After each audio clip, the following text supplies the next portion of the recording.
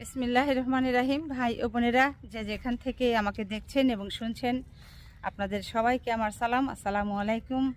আশা করি আপনারা ভালো আছেন, আমিও ভালো আছি। UK property gossip by Tasmina YouTube চ্যানেলের পক্ষ থেকে জানাই শুভেচ্ছা। সুন্দর একটি জায়গায় এসেছি, পুরো জায়গাটা ঘুরবো, আপনাদেরকে দেখাতে চেষ্টা করব। চমৎকার একটা জায়গায় চলে এসেছি। এটা হচ্ছে হেইনল্ড, লন্ডন থেকে, পূর্ব লন্ডন থেকে এখানে আসতে সময় লেগেছে প্রায় 40 মিনিটের মতো। ভেতরে ঢুকে দেখি বিশাল জায়গা। তো এখানে বেশি সময় থাকবো না, মাত্র 1 ঘন্টার জন্য গাড়ি পার্ক করা হয়েছে। 1 ঘন্টার ভেতরে যতটুকু ঘুরে দেখতে পারি, এরপর আবার চলে যাব। সেই সাথে এখন গুড়ি গুড়ি বৃষ্টি হচ্ছে, আকাশও কিছুটা মেঘলা আছে, হয়তো ভারী বৃষ্টি হতে পারে। আবহাওয়ায় দেখাচ্ছে যে বৃষ্টি হওয়ার সম্ভাবনা খুব বেশি। তো যা হোক, এখন আসলে ভাই বোনেরা যে বিষয়টি নিয়ে কথা বলতে চাচ্ছি সেটা হলো যে এই এনসিপির দুজন নেতা সার্জিস আলম এবং নাসিরউদ্দিন পাটোয়ারি, এই দুজনকে নিয়ে অল্প কিছু কথা বলতে চাচ্ছি। এই যে সার্জিস আলম, আপনার নামে মামলা হয়েছে। তো ভাই, মামলা তো বিসমিল্লাতেই খেয়ে গেলেন, তাও আবার আপনার নামে মামলা করলো কারা? বিএনপি নামক রাজনৈতিক দলের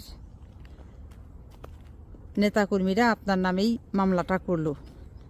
এখন আপনি চাইলে তো এই মামলা থেকে আসলে পরিত্রাণ পেতেন। সেটা কিভাবে? আপনি শুরু থেকেই বিএনপির পিছনে লেগেছেন। এদের সমস্ত এই বিএনপির নেতাদের বিরুদ্ধে আপনি শুধু কথা বলেই যাচ্ছেন। যেটা হয়েছে সেটাও বলছেন, যেটা হয়নি অর্থাৎ মিথ্যা বানোয়াট সেটাও আপনি বলে বেড়াচ্ছেন। এবং এই দলের ওপরে আপনি সব সময় দেখেছি, আমরা শুনে আসছি যে একটু দোষ চাপিয়ে চাপিয়ে কথা বলছেন।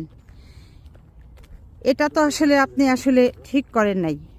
কারণ হলো, এই আওয়ামী লীগ সরকার বিগত 15-16 বছর বাংলাদেশে যখন ক্ষমতায় ছিল, যত রকমের নেতাকর্মীরা নির্যাতনের শিকার হয়েছে, তখন কিন্তু এই এনসিপি নামে কোনো দল কিন্তু গঠন হয়েছিল না। তখন নির্যাতনের শিকার হলো কারা? এই বিএনপি নামক যে বড় রাজনৈতিক দল আছে, এই রাজনৈতিক দলের নেতাকর্মীরাই কিন্তু অত্যাচারিত হয়েছে, সীমাহীন অত্যাচারের শিকার হয়েছে, জেল খেটেছে, আয়নাঘরে তাদেরকে ঢুকিয়ে রাখা হয়েছে। সেই সাথে অন্যান্য যে ইসলামিক রাজনৈতিক দলগুলো আছে, সংগঠনগুলো আছে, এগুলোর নেতাকর্মীরাও অনেক অত্যাচারিত হয়েছে আওয়ামী সরকারের শাসনামলে। এবং তাদের টার্গেট ছিল আরও একটা শ্রেণী, সেটা হচ্ছে এই মাদ্রাসা, মসজিদ এগুলোর কিংবা কোনো ধর্মীয় শিক্ষা প্রতিষ্ঠান যেগুলো আছে, এগুলোর শিক্ষকরা এবং ছাত্ররা, যেখানেই এদেরকে পাওয়া যেত সেখানেই এদেরকে ধরে নিয়ে কাহিনী বানানো হতো।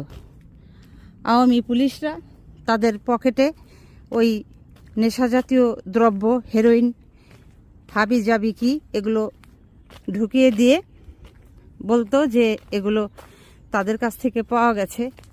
অস্ত্র নিজেরা নিয়ে যেত, নিয়ে গিয়ে বলতো যে এই অস্ত্র তাদের কাছে পাওয়া গেছে। এগুলো করে করে গত 15-16 বছর হাজার হাজার লাখ লাখ মানুষের জীবন শেখ হাসিনা নষ্ট করে দিয়েছে। তো সার্জিস ভাই, তখন তো এই আপনার এনসিপি ছিল না। জাতীয় নাগরিক পার্টি যেটা, এটা তো ছিল না। তো সবাই ঐক্য হয়ে যদি এই শেখ হাসিনা সরকারকে উৎখাত করলেন, উৎখাত হবার পর আপনারা রাজনৈতিক দলের নতুন রাজনৈতিক দল গঠন করবেন, সেটি আপনাদের মনে ইচ্ছা হলো, আশা পোষণ করলেন এবং সেটি বাস্তবেও আপনারা ঘটালেন। এটি করতেই পারেন, কিন্তু তাই বলে এই বিএনপির মতো একটা রাজনৈতিক দলের নেতাকর্মীদের নিয়ে এই মিথ্যা অপপ্রচার যেগুলো বলছেন, এগুলো মনে হয় না ঠিক হচ্ছে, সঠিক আপনি করেছেন। এবং সেই সাথে এই নাসিরউদ্দিন পাটোয়ারি, আপনি প্রায়ই এই সংবাদ সম্মেলন হলে সাংবাদিক ভাইদের সামনে যেটি বলেন যে ফেব্রুয়ারিতে নির্বাচন হবে না। কেন ফেব্রুয়ারিতে নির্বাচন হবে না? কেন আপনি কিংবা আপনাদের দলের লোকেরা চান না? এটি তো ব্যাখ্যা আপনারা কখনো দেন না। নির্বাচন তো আসলে হতে হবেই, নির্বাচন ছাড়া কি বাংলাদেশ চলবে নাকি এভাবে? এটা তো প্রশ্নই ওঠে না। এটা সবাই ভালো করেই জানে এবং বোঝে। এই সব বলে আপনারা আবার একটা মানুষের কাছে খেলনা হচ্ছেন, হাসির পাত্র হচ্ছেন। সংস্কার কোথায় হচ্ছে না? সংস্কার তো সুন্দরভাবে হচ্ছে। আপনারাই তো বর্তমানে যিনি উপদেষ্টা আছেন, তাকে উপদেষ্টা পদে নিলেন, অধিষ্ঠিত করলেন। তো তিনিই তো ঘোষণা দিয়েছেন যে ফেব্রুয়ারিতে 2026 সালে নির্বাচন হবে। তার মানে আপনারা নিজেরাই এখন সিদ্ধান্তহীনতায় ভুগছেন। আপনাদের রাজনৈতিক দলের ভবিষ্যৎ মানে কতটা যে অনিশ্চিত, এটি এখন জনগণ সহসাই বুঝে ফেলেছে। এবং নাসিরউদ্দিন পাটোয়ারি, আপনি যখন ভাই বলেন যে ফেব্রুয়ারিতে নির্বাচন হবে না, তখন কিন্তু মানুষ এখন হাসাহাসি করে। কি বলে?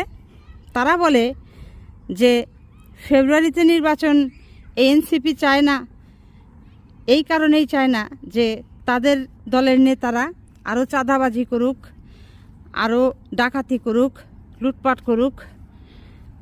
এর মাঝে কিন্তু অলরেডি আপনাদের দলের বেশ কয়েকজন বলা চলে মুখ্য সমন্বয়ক চাঁদাবাজি করতে গিয়ে আটক হয়েছে, ধরা খেয়েছে। কাজেই আপনারা কিন্তু এই চাঁদাবাজির কালো লিস্টের আপনারা নাম লিখিয়েছেন, আপনাদের নাম পড়ে গেছে। বিশাল কার পার্কিং, যে পরিমাণ বড় কার পার্কিং, এখানে না হলেও 1000 গাড়ি পার্কিং আছে।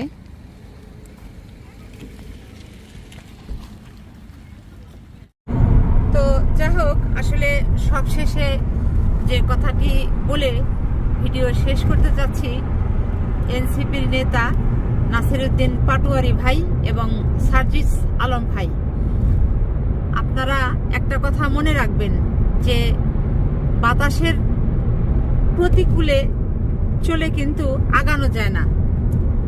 তারপর হচ্ছে নদীর স্রোতের বিপরীতে থেকে, প্রতিকূলে থেকেও কিন্তু আপনি সাঁতার কেটে এগিয়ে যেতে পারবেন না। ঠিক তেমনই বাস্তব জীবনে বাংলাদেশে যদি রাজনীতি আপনাদের করতে হয়, সেক্ষেত্রে আরেক রাজনৈতিক দলের নেতাদেরকে কটাক্ষ করে কথা বলে কিংবা যেটি তারা করেনি সেটি বলে প্রচার করে মিথ্যা বলে আপনারা কিন্তু এভাবে আগাতে পারবেন না।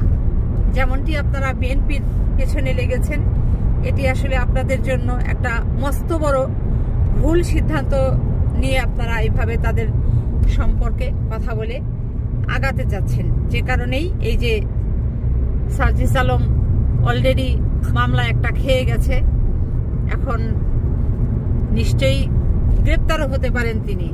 তো আপনাদের দলকে লিড দিবে কারা যদি আপনারা শুরুতেই এরকম গ্রেপ্তার হয়ে যান, মামলা খেয়ে যান? কাজেই ভালো হবে যে আপনারা বাংলাদেশের যে বড় একটি রাজনৈতিক দল বিএনপি, এই দলের নেতাকর্মী যারা আছে এদের বিরুদ্ধে এই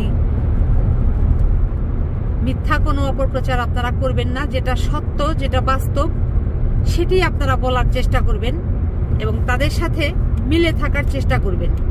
আমি বলবো না যে বিএনপির ভেতরে খারাপ নেই, একেবারে সবাই দুধে ধোয়া তুলসী পাতা, আমি কিন্তু সে কথা বলবো না।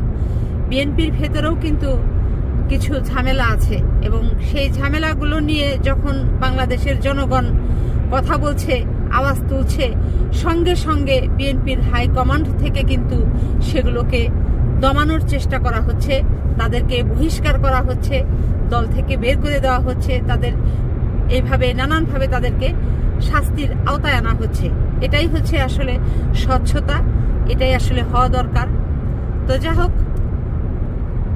আশা করি এনসিপির নেতারা আগামীতে বিএনপির মতো বড় একটি রাজনৈতিক দলের নেতাদের সাথে মিলে, কাঁধে কাঁধ মিলিয়ে, হাতে হাত মিলিয়ে আগামীতে পথ চলার চেষ্টা করবেন। তো ভাই বোনেরা সবাই ভালো থাকবেন, সুস্থ থাকবেন এবং আমার জন্য দোয়া করবেন। আমার এই চ্যানেলটিতে লাইক, কমেন্ট, শেয়ার এবং সাবস্ক্রাইব করবেন। আসসালামু আলাইকুম, আল্লাহ হাফেজ।